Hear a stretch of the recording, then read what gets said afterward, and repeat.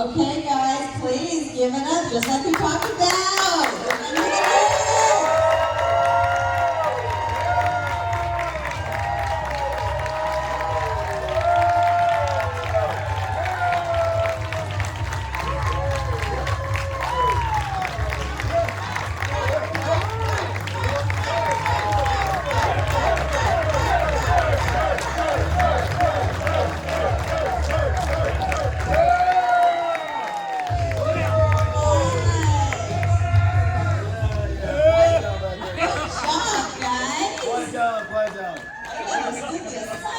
It's almost lunchtime. Knock it off. Oh, sorry. Sorry. Behave, Donald. I'm trying to. This is behave. Wait till you get Good luck with that. Yeah. Does she not know me? No, she knows she you. does. She knows you very well. Oh, yeah. She don't like, this one don't like me. No, she all right. I'm not even going to dignify that with a response. There you go. You don't have to. Nobody has to dignify anything I do. I don't even have to dignify it, right? Clearly. Tell them about this. Tell them about this consent thing. Okay. So moving on. So, as per usual, I'm going to ask you some weird questions that make you feel really strange About your passport that's not nerds. And then, Oh, God. We're gonna give it out to the audience. Okay. You're clicking out. I know, Kendall, I'm really crackly over here. Somebody say On crack. 2. Who said crack? I'm having a hard time waking up. Oh, you said Crack over here, sir. What did I say, sir? Behave. I don't know.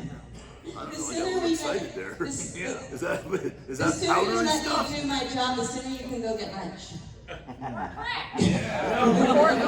I'm not gonna be blackmailed. I'm not gonna let people push me around. Okay. It's not blackmail, it's motivation. I shouldn't let anybody push me around, right? Right. I should be a man, stand up and say, no, I'm not doing that. Yeah, but no, right now you're doing something you're supposed to do. Oh, okay. So you should Just be crack nice. is only the old shown up. Sorry. Sorry, They girl. were hoping to have a chance to hear you insult them, and you've done that. I'll pee on him this time. Yeah. Oh, God. No. All right, never That's mind. against the law. Don. All right. Yeah, we don't want to go to jail. He likes to keep it fresh. Ew.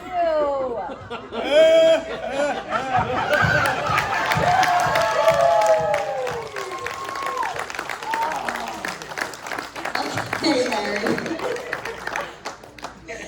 All right, let's talk about another stakeout, huh? She went way black. Wow. Tell me about your experiences on that. Another stakeout that was with Emilio and Emilio Estevez, and of course that small little actor who did Jaws. And actually, every job is different because you think you're going to do something and it always turns into something different. I thought I was going to be there for weeks on end, and I was there for 3 days, in and out. All right, thank you very much, bye. Did you say it? And it was fun. It was fun, and it was something that I didn't think I was going to do. I kind of reached out to Emilio. I think actually it was the opposite. Emilio reached out to me and said, hey, is it small for you? You want to do this? I said, yeah, come up here and I get to go to Vancouver, which is really nice in case you guys don't know. It's beautiful. No, Don, it's not in America.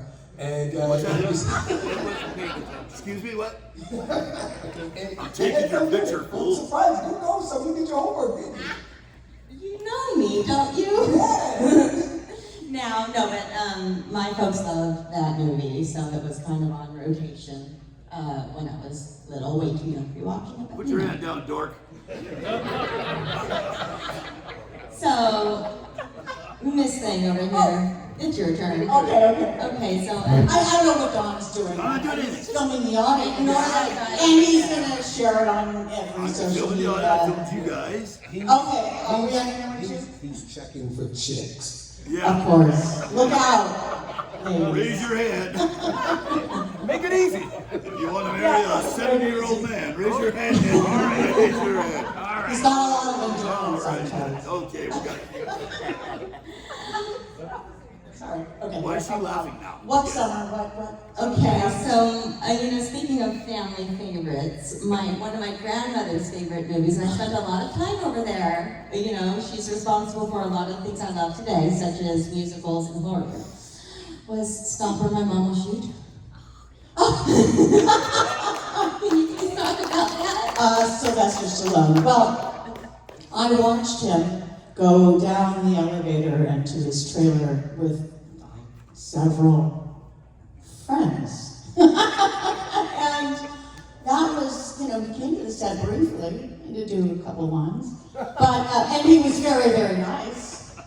He was obviously invited to anyone female, was my understanding. And I think Roger Spottiswoode was the director.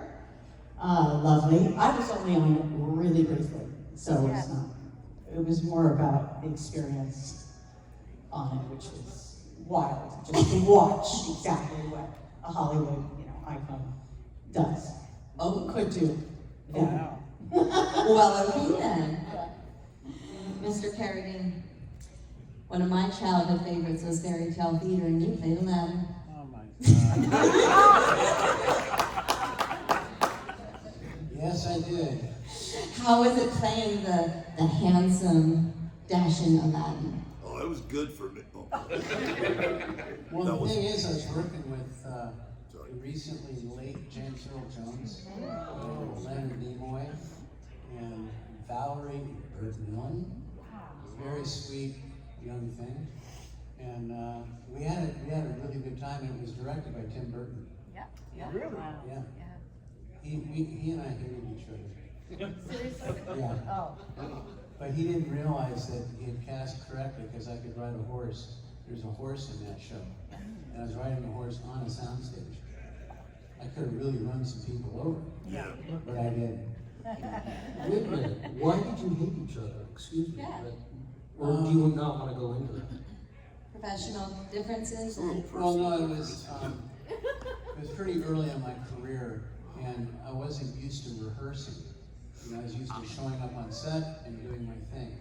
And they had a rehearsal going a day or two before, and I wasn't up to speed, so to speak. Got it. And the producer said, "Is everything okay? You all right?" I said, "Yeah, just fine." I said, "Okay," because Tim was kind of concerned. I said, "Well, Tim should tell me that." And that was that. And that's it. Have you guys mended the relationship or not talked since, or? Well, no, we haven't talked. That works. That's funny. All right, Andrew, so I am a big Broadway nerd, and you originated the show Smile, is that correct? I read that Yeah, online. that was in the original cast. Can you please speak on that? That was a great show. It was a show on Broadway. It was Howard Ashman directing it, and the music was by Mark Hamish. Yeah. And it was just an exciting show. It was really a lot of fun. We did out-of-town tryouts, and then we opened up on Broadway to great fanfare, and closed in 8 weeks. So it was a sad thing, but it was a fun experience working with them, and it was just sad that it didn't take off. But it was a fun show. It was really great to be in. Was that your first big theatrical experience? No, I had done 9 before that when I was a little younger, and then I'd done a lot of theater in New York around local stuff. I was a big theater guy. Yeah. Oh, Ooh, I like You. Mr. Armstrong, here we go. one of my favorite shows to this day, aside from Diagnosis Murder, is That's right. Felicity. Oh, Felicity. Yes. Yeah. I think I did 3 of them. about that, yeah. Yeah. And I wish I had more to offer. Yeah. I don't actually. I'm going to be an accident. Yeah, unfortunately, I don't have a lot of I mean, that was one where you came in for a day or two, and then you would be off for a week until they went to the next episode, and then you would go in for another day or two. So, those are by far the most common jobs as opposed to ones where you're on the set for long stretches Right. of time and you get to know people. Definitely. So, yeah, I'm sorry. That's okay, Henry. I'm not sorry, because it would have been like a half an hour story. Well, and especially because I am Don't say a it. classically trained actor. Oh, God. Here we go. All right, I I said never know that. when that's going to come out. 10 Well, minutes in, 20 minutes in, 30. I'm Yeah. a classically trained actor. Yeah, well, I only say that because you enjoy it I do so love much. it. I do. And that, it brings me back to my training, Yeah, okay, yeah. The porn films. Right, I don't know, there's something. So, Is it a little different than a classical? yeah, very different, very different. I don't need the microphone.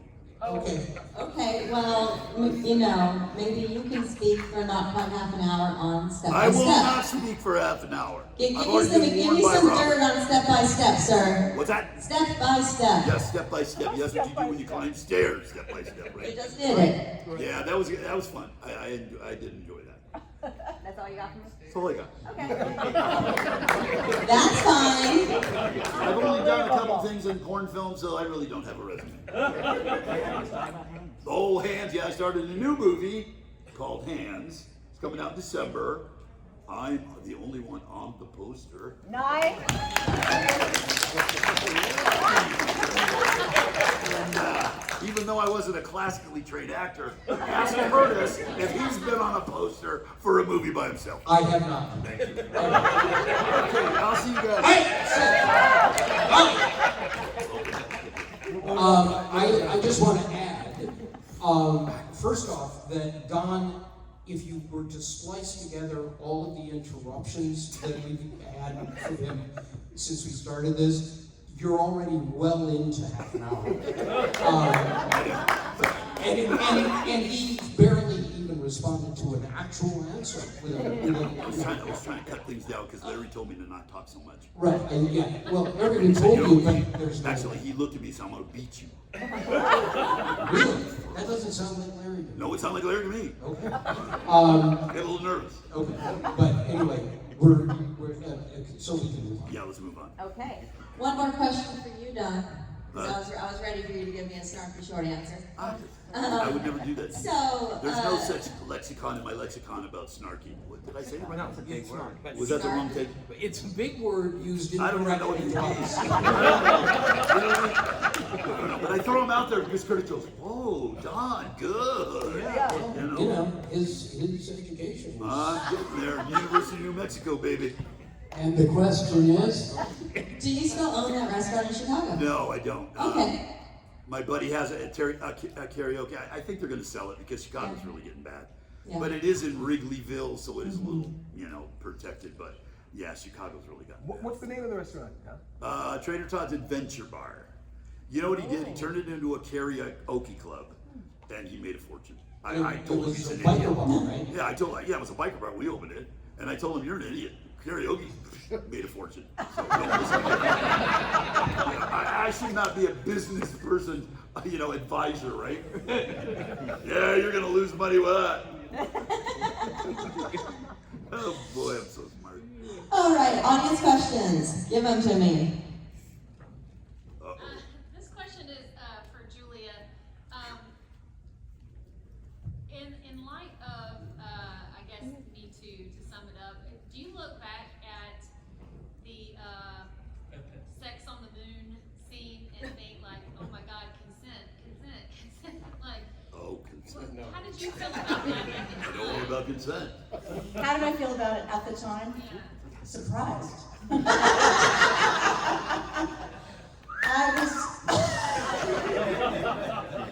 I was saying just the other day to Curtis, I think my lesson is don't ever have sex with someone in a face mask. Take it off. Don't take it off. That should be on a poster. First. Don't have sex with a man. But I don't know. skills are important. Skills win over everything. And then, sex scenes are hard, are nerve-wracking. They're hard to do, but we got through it, didn't we, Bobby? Robert, wake up. Robert.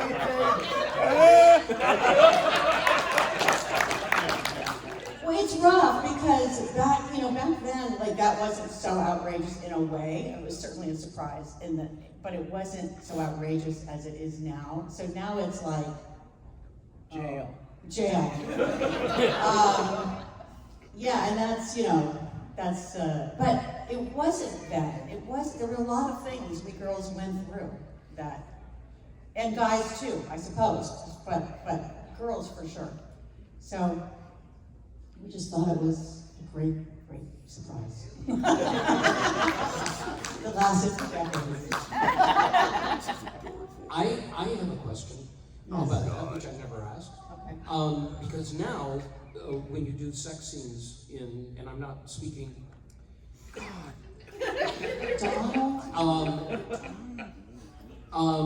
they have an intimacy coordinator.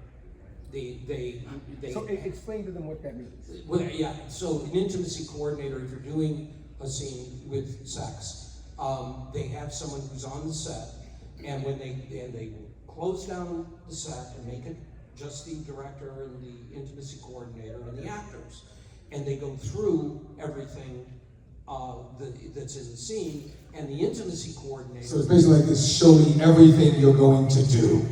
Basically, they're there to make the actors feel comfortable, so that they're not asked to do something that's outrageous. But at the time we were shooting. Sorry. Donald, turn You off. could turn it off. I didn't know people were gonna call me. I don't have any friends. I know. So this, Maybe it's because you're on your phone. well, this is quite So surprising. what You happened? wanna know what I mean? I What don't happened know. was, thank you, Doug. Yeah, you're welcome. And Curtis is talking now. I know. What do we do? I'm trying to be quiet. So Look at, they're calling me, man. if you don't turn that off, I don't know how to.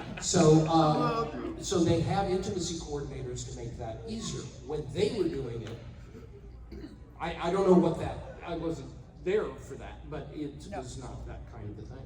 I was there. How was it for you, Bobby, on the intimacy level? It was really, really good. You notice how his voice got like really romantically? Like, Yeah, that yeah. was really, really good. Like you're gonna put a robe on now. Yeah, exactly. See, you know, that was really, really good. When I say that to girls, they run. But... oh my God! Okay, go ahead. Sorry. Any more questions? Right. The thing I'm kicking myself for is making him come back.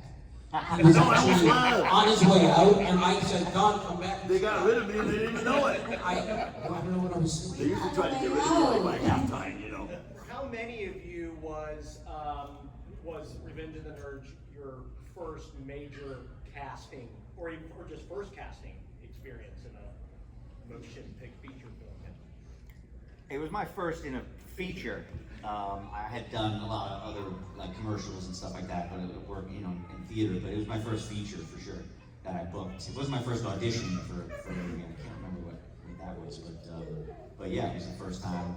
And I went in with Jeff and met Jeff Canoe, the director, and read for him, and we really hit it off. And had a great feeling from him about it. So I really felt like, oh, this is gonna happen. This is gonna work. And you usually get that. A lot of times you walk out of an audition like, oh, I bombed or whatever.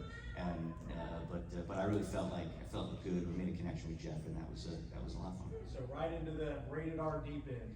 Right into the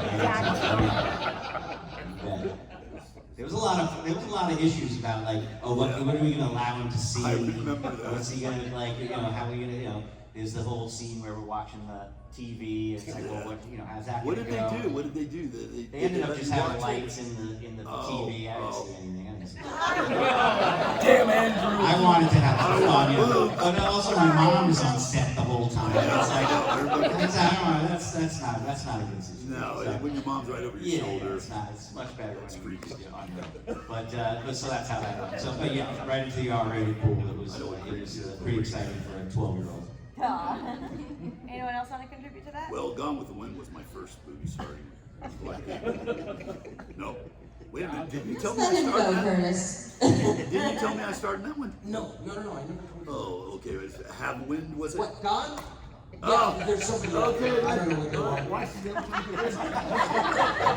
I don't know what. To me, it was I was even trying to be quieter. It was my first time playing a gay character, and that was different and fun and releasing. As an actor, you always want to challenge yourself and do things that you don't do normally. You want to expand your horizon, do different things. And you know, you don't know. These guys were so cool. What you guys, I guess, assume but don't know is just like every time you get a gig, it's like going into a new job, and sometimes you get along with everybody, sometimes you don't get along with nobody. Yeah. Sometimes you bond with one person and you don't bond with the others. This was the first movie, and I think you guys can tell, where the cast actually liked each other.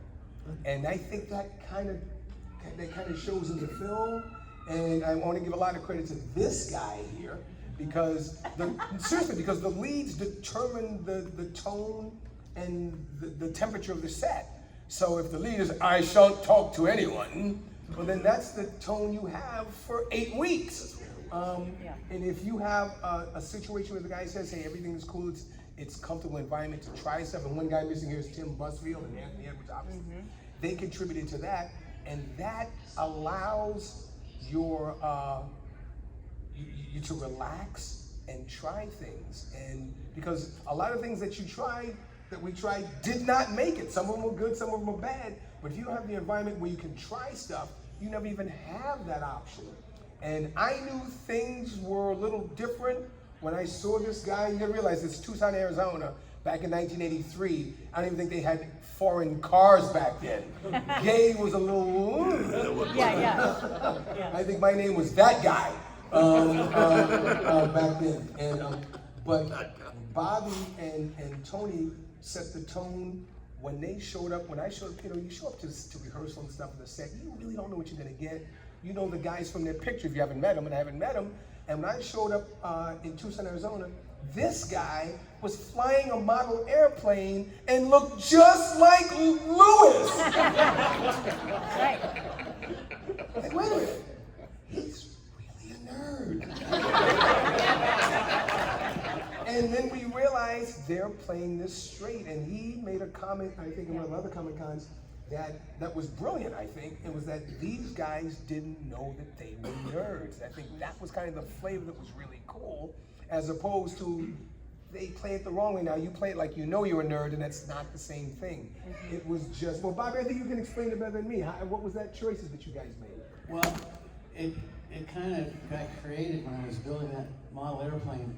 I got the location in Tucson, I had the model airplane, and I'm building it, and all I brought with me were the nerd outfits, and I was afraid to go out of the room.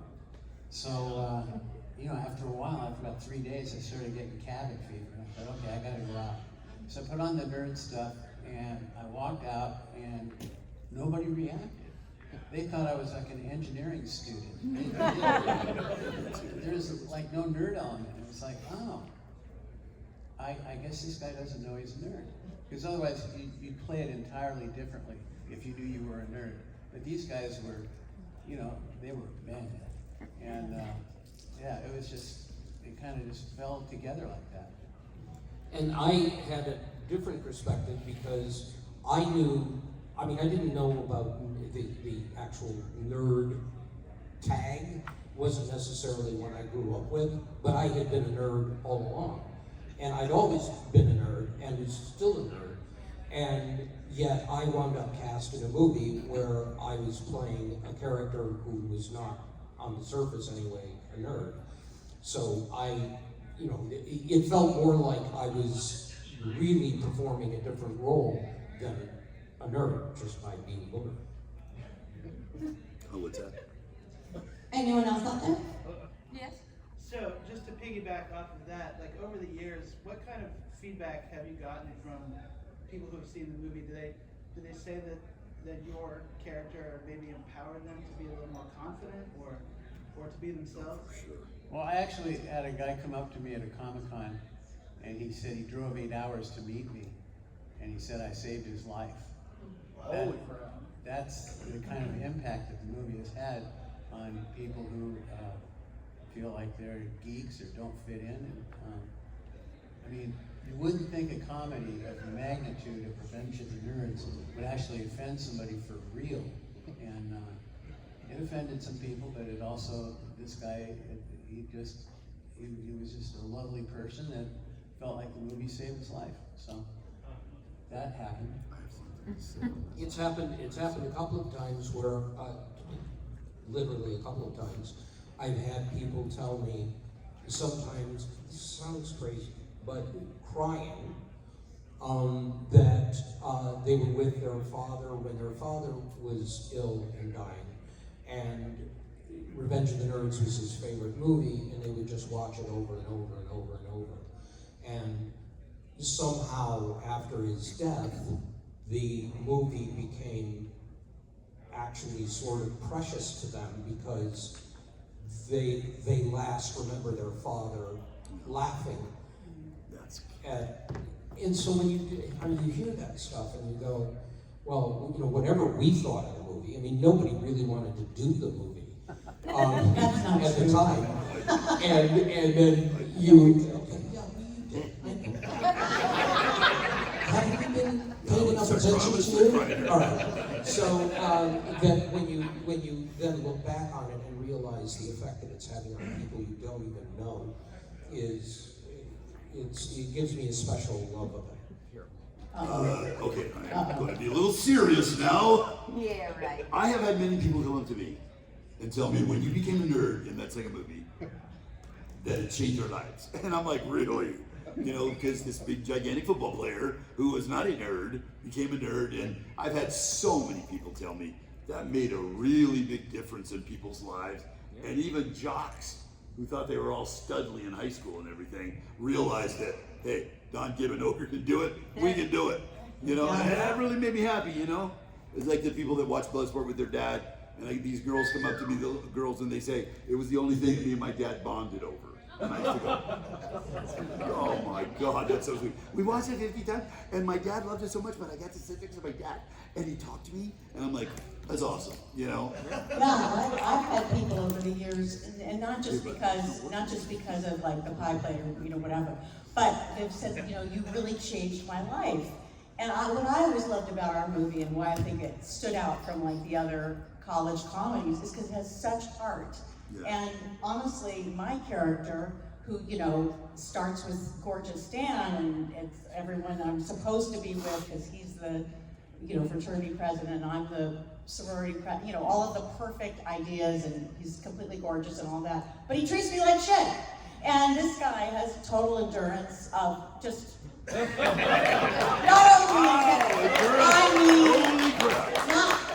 yes, he has bad endurance, but he has the endurance of coming again. I knew this was gonna go wrong.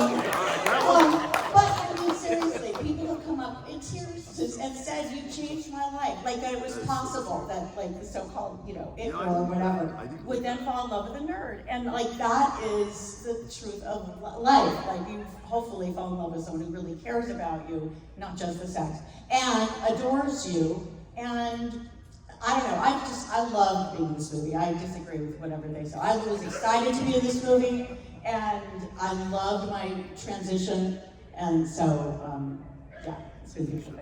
I'm going to go off that word transition, and and I've heard people walk up to me, and the interesting thing, guys, is when you do a film, there's what you think, how you think it's going to be perceived, and then it's how it's perceived. And there's a couple things that went into making that happen. First, Jeff Canoe was the director who's not here. He made the decision, as did Bobby, to not judge us. That was really important, especially for Lamar, who, in case you guys didn't know, was gay. In case that got by you, you thought he was just happy. But I didn't know that. Yeah, see, people are just not getting it. Holy crap, I learned something on every one of these families. You may have to watch it again. And I would have been approached by a lot of folks who were gay and LGBT community and said, hey, that was the first role where someone was gay and didn't apologize for it. And that was really important. And you don't think about that at the time, but I remember a small thing, and I call them nuggets, a little nugget, was that I had a boyfriend. And I remember they were looking around, they're like, we're looking for a black boyfriend. We need somebody you like to show me. I said, no. I said, let the guy be white. And they were like, why? I said, because then that makes it universal. Because if it's just a black guy, then you can say, oh, just black people are gay. And then I said, no, I said everybody's gay. And those little tiny things that you add, those little elements, people don't see, but they feel it and they know it, and it makes it okay. And the movie made it okay to be you. That's what the movie made it okay. And differences are okay. They're also kind of sometimes a little weird, but differences are okay. Tell them about your boyfriend. My who? I mean, not your boyfriend. He's not gay, Curtis. No. No, Lamar's boyfriend. Lamar's boyfriend happened to be the set designer. Really? At the time, who was actually gay, and he was really afraid to come up on to do the role with me. And I was like, no, man, come on, we'll just dance, put on some music, we'll dance. Once he started dancing, he was in. Yeah, but his Lance was his name. That's hilarious. And to me, that was really important to let him know to him that it was okay. Because back then in the 80s, you kind of had to, when you were gay, you kind of had to get behind the chair and just say, my voice is just different. Right. But, Right. and it's 20 years later, a little bit more than that, and we take for granted what that time was then. And one of the reasons you can't make that movie now is because things are different now.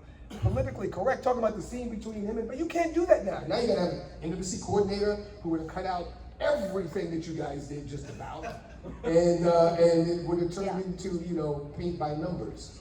And, Yeah, exactly. That's kind of the downside of it. Yeah, and she also said something interesting. She made it okay to like somebody who wasn't in your class. Right.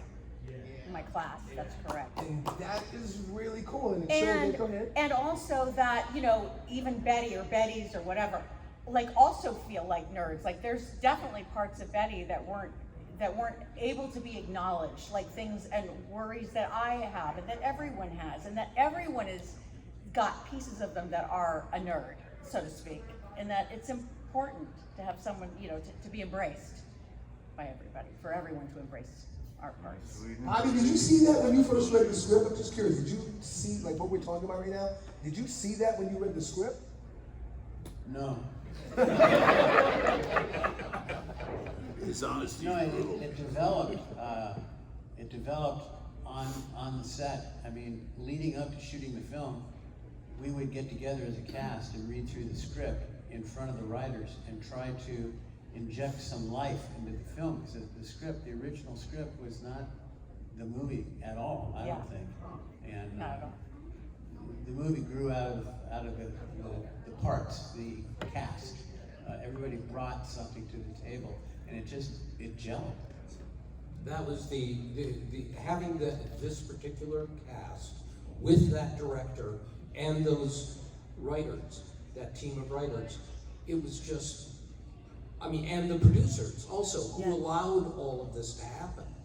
It would never have turned out the way that in a meaningful way, the way it has, if it hadn't been for that perfect mix. So, I'm skipping this question, listening to y'all talk about this, and it's kind of all along this topic of conversation. Crossing racial lines. There's a black fraternity that comes along and takes you under their wing, and that's Lambda Lambda Lambda. Comment on that as being something that might have maybe not been taboo, and certainly not something that was maybe intentional, but ended up coming out being that, hey, kind of an integration type of. Well, that's one of my favorite elements in this movie, is that we are in fact a black fraternity. It's so cool. It is cool. It's And so at the end funny. of the film, when the coach is going to beat up the dean, and UN Jefferson says, "Hold it, coach," and the camera pans up this line of football players, all of them black, all of them big and badass, and it's just like, it's so cool because it's out of the blue, because you've kind of forgotten that we're a black fraternity. So I really dug that. Yeah, speaking on that, so Bernie Casey, Yes. Yeah, he was UN Jefferson. Yes. Yeah. So was he as intimidating in real life as he comes off on the screen? No, he wasn't. He was a sweetheart. He's such a nice guy. Yeah, he was really a nice person. I love Bernie. I mean, he's always great. He's a really nice guy on the set too. He's a really nice man. Awesome. Do you have any stories you want to share about him? Who? Anyone, but I was looking at you. No, I really enjoyed his company. I really did. 'Cause I had never met him before, and we had lunch a lot. And even though he was on the nerd side, we were, they used to make me read somewhere else. Yeah, and Bernie, I always Nice guy. remember Bernie saying to me as we were doing the party scene, he was like, "Larry B. Scott, you're such a good actor. This is all they're gonna remember you from."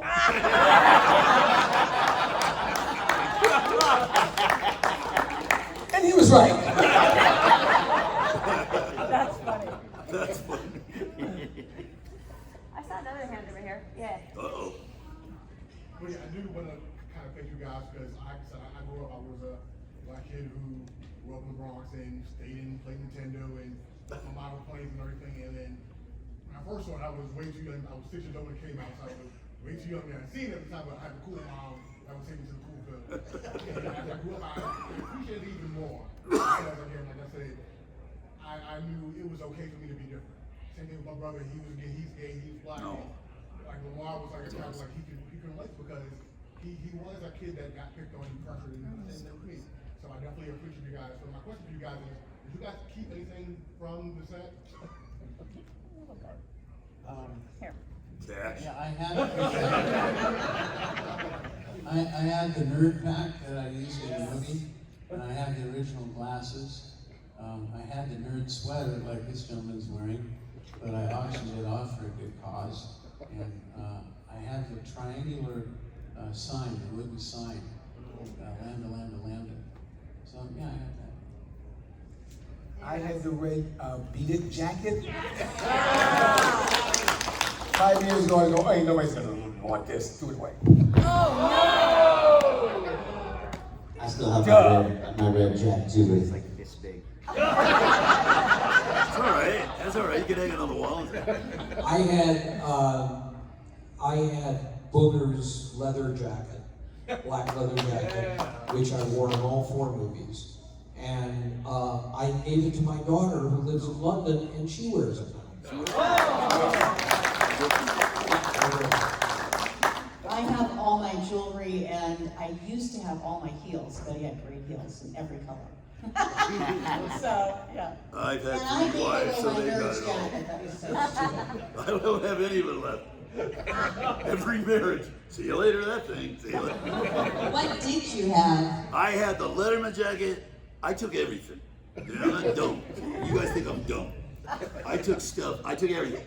And then the first wife took away the second wife took away, and I have nothing now. You know. But you There's guys, a lesson in that for all of us. Don't be married. Or don't marry me. You know. That's really That could be the lesson. Don't marry a man like me. That's right. There is no such thing. No, there isn't. I'm one of a kind, and they don't seem to dig it.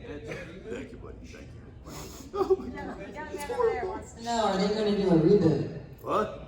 Pay attention. Somebody asked me a question? Yes. Oh my God. What's wrong with me? They did a reboot. They tried to reboot it in like 2006, I think, or something. McGee. That was a remake. Yeah. That was a Well, remake. what's the difference? The story. It says a reboot means take us all and sticks in front of the camera again. Oh, I see. Yeah, so they were trying to remake. Yeah, That's what we should do anyway. Yeah. Yeah. But Right? I think they shot 2 Idiots. weeks of first photography on it and then pulled the plug. I'm not sure why. Oh, the one that they did at Duke? I think It was the bad. reason, whatever it was, It was nasty. it was at Duke, and we think that it was at Duke University. And the problem was, they did the same thing we did, which was when they wanted permission to shoot on the university property, the university demanded to see the script. So they gave them a cleaned up version of the script. And then, which is what our people did. Our producers Yeah. did the same thing. They gave them a Revenge of the Nerds script with all the really explicit stuff out. And so what happened with the remake is they they found out in the middle of 2 weeks in, they found out what was really going on and pulled the plug. It was actually here at Scott College in Atlanta. It was here? Oh, wow. It's an all-girls school, so once they found out, It was here? Yeah, it was here. Oh, wow. Really? Oh, okay. I'm sorry, Duke. You thought it was Duke. I thought it was Princeton. What do I know? Yeah, your old alma mater. I'm in my old alma mater. Anyone else out there? Yes, Annabelle. Where are we? I'd love to hear a little bit about what it was like filming that reality game show. Was it King of the Nerds? King of the Nerds. Oh, yeah. That was a blast. We actually cast genuine nerds. We had PhDs, people with master's degrees. We had a gal from JPL, Jet Propulsion Lab, and these real nerds were actually competing to be the king of the nerds each episode, and it was incredible. It was just a great group of young folks. I mean, it was wonderful. That was one of my favorite jobs in my life. Without exaggeration, that was one of my favorite jobs ever. And it was all because we were working with these kids and who were so brilliant, each in their own way. And at the time, my wife and I were living in LA. And after the show was over, they would come back for visits, and we would always have them in our house. So I would have ongoing relationships with these nerds, people who hadn't won. You know, some of them, we've moved back to New York. We've already had 2 of them stay with us in New York this summer. So after all these years, we're still in touch with a lot of the nerds from that show. And they've got kids, you know, one of them, Lily, long blonde-haired Lily, she got married this spring and asked me to do the ceremony. So we flew out to Oregon, where she was living at the time, and I got to marry Lily, her boyfriend. So it meant there were a lot of connections there. I saw someone else over here. Yes. The talent show scene, Oh, yeah. please. Talent show. Talent show. The question? What do you want to know about the talent show? Well, first, I think I'll go before we get to the obvious. I think a thing you might be interested in is tell them what it originally started out with. How it originally started out. The talent show scene. Oh, you mean my thing? Yeah. Oh, it's why I'm dressed up as Elvis, which is not explained. I'm in this Elvis outfit, the white jumpsuit, and the reason I'm in, this is what the question is, right? So the reason I'm in that is because in the original shot lineup, Booger was supposed to lip sync Elvis's version of America the Beautiful or something. I mean, one of those things. There was no reason for it, but that was part of the talent show. So they got me dressed up in this ridiculous, jumpsuit. And then when we shot in the middle of the night, we shot all the nerd rap stuff first. And then I was supposed to do mine. And the director and producer came to me and said,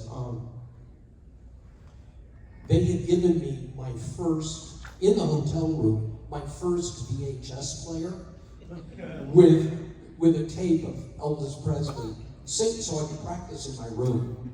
So I'd been working on this for weeks so it would be perfect Elvis. And then they came up to me, it's like 4 in the morning, and said, listen, we're not probably going to use the Elvis thing in the movie, but I know you worked really hard on it, so if you want to do it anyway, we will. No, that's cool, we're fine. So that was all I knew from him.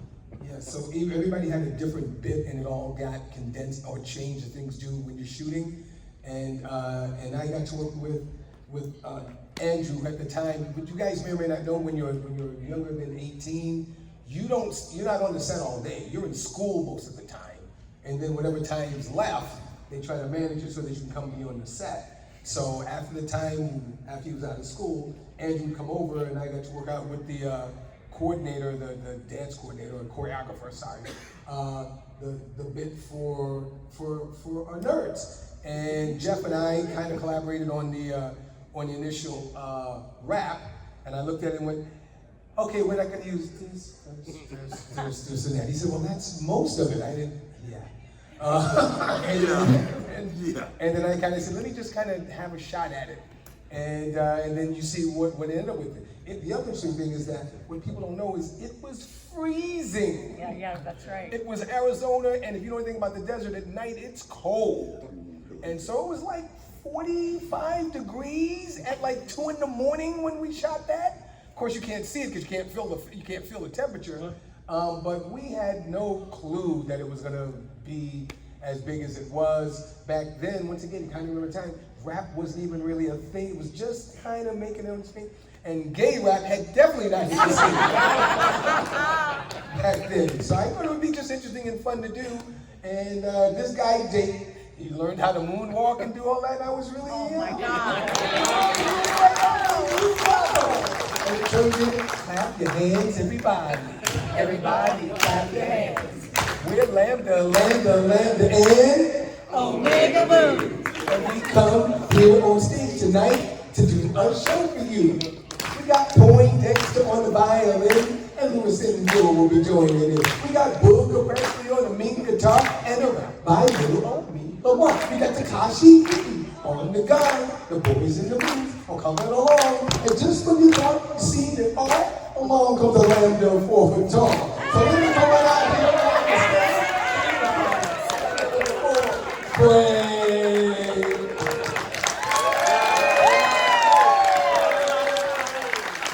That's what it turned into.